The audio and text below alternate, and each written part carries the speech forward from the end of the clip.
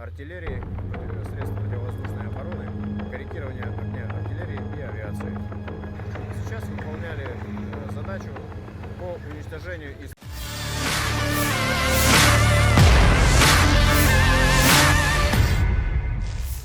Komandan Kompi Pengintai berbicara tentang kerja tempur kelompok bergerak pasukan terjun payung Rusia. Rekamannya diunggah di akun Telegram @modrasia pada Selasa 7 Maret 2023. Awak kelompok bergerak pasukan lintas udara yang beroperasi dengan kendaraan segala medan tentara AM-1 segera maju ke area yang ditemukan untuk melakukan pengintaian dan menghancurkan target yang ditentukan. Pasukan terjun payung melakukan serangan berani dan mendekati posisi musuh.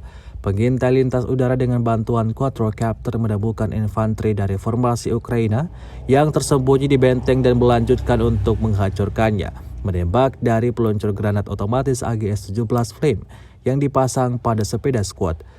Pada saat yang sama, kru lain menghantam ruang istirahat nasionalis yang dibentengi dengan 2 peluncuran rudal dari sistem rudal anti-tank Fagot.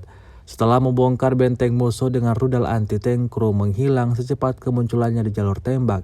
Hingga video ini beredar, beragam komentar dituliskan warga.